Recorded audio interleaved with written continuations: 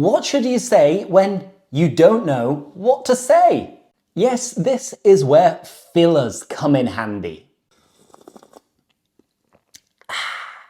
British people love a good filler. It's part of the rhythm of conversation. Those little words and noises that don't add much, but they keep everything going, giving us time or just to soften what we're saying. They make speech more natural, casual, and, well, more British. So in this video, I'm going to teach you 30 must-know British English fillers to sound more British when you don't know what to say.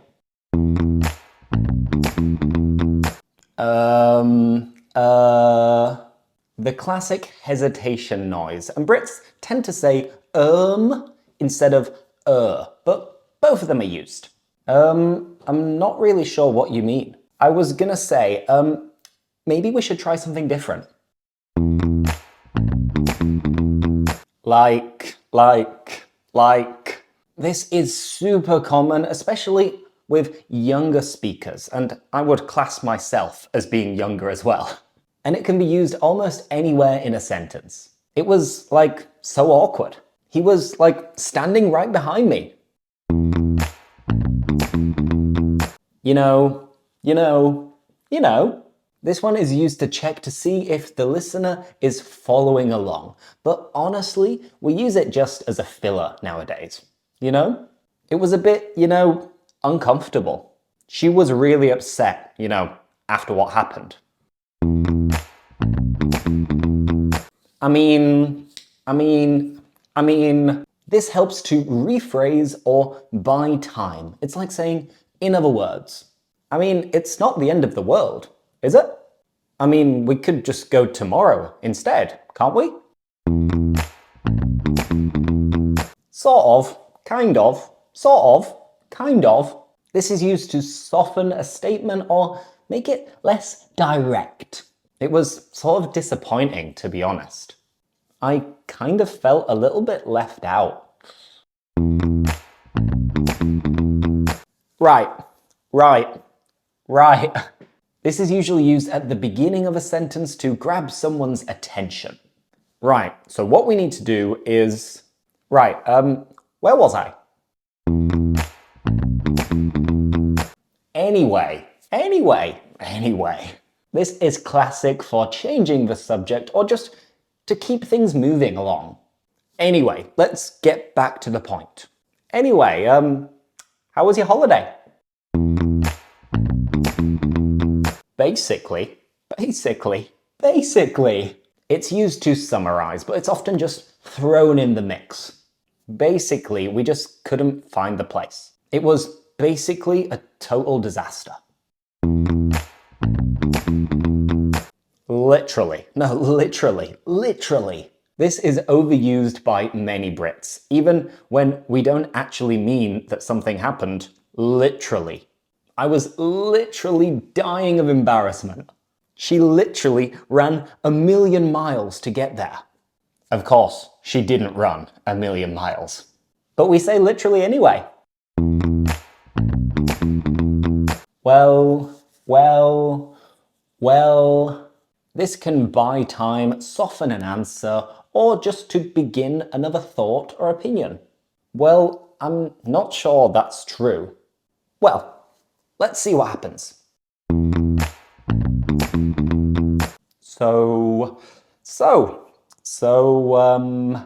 This is another conversation starter or softener. What do you think? Yeah, that was a bit awkward.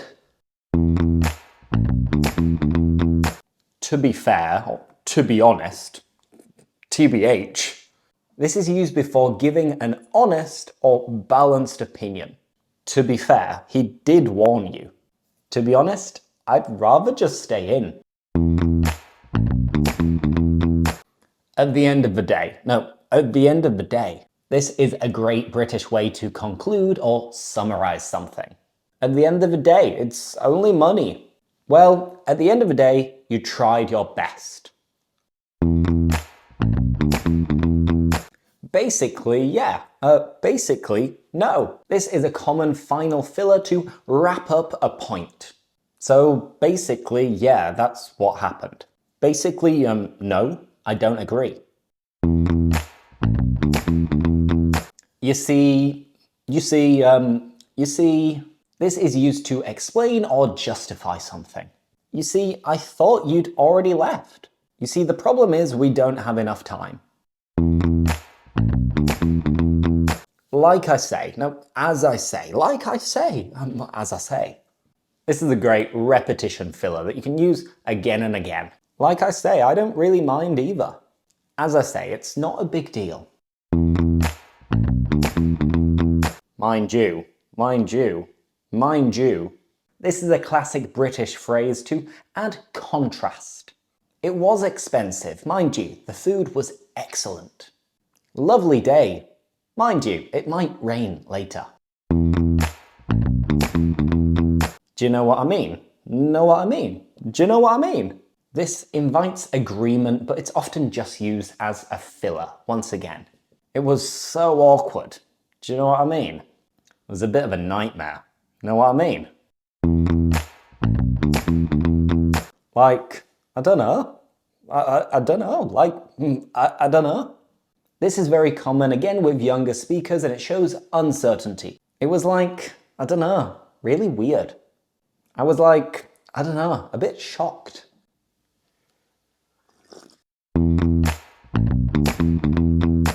And stuff, and that, and stuff, and that. This is used to trail off instead of like finishing a list. We were just talking about football and stuff.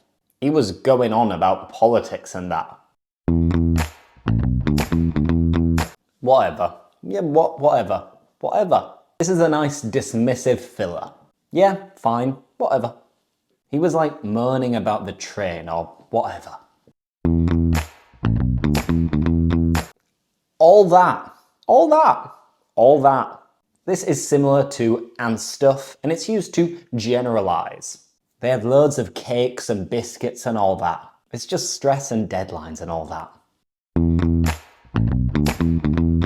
Basically like, this is a bit of a mashup of lots of different fillers. Basically like, you know, it was basically like the best gig ever. Basically like, I don't even care anymore. I guess, I suppose. These are softeners to make you sound, again, less direct. I suppose we could give it a try. I guess that makes sense. Well, yeah. Well, no. This is a very British way of starting an answer. Whether it's positive, well, yeah, or negative, well, no. Well, yeah, it's not that simple. Well, no, that's not exactly true. Right. Yeah. Right. Yeah. Right. Yeah. I see what you mean. Right. Yeah. Makes sense. Literally just, this is an exaggeration filler.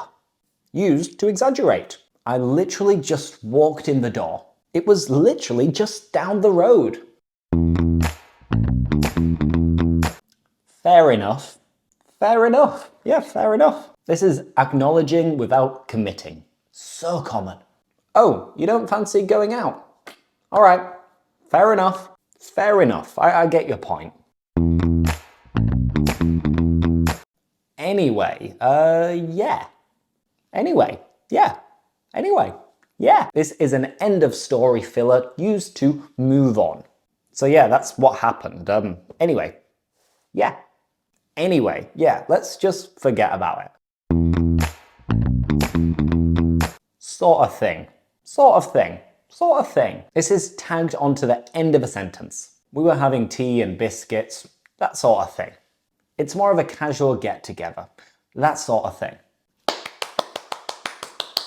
Well, there we have it, guys. I hope you enjoyed hearing these British English fillers. I'm sure you've come across them before, and let me know, which ones do you use the most, or which ones do you hear the most? So yeah, that sort of thing, that kind of thing. So basically, literally, that's the end of the video. But yeah, if you like this video, leave a like, subscribe for more, and I'll see you in the next one.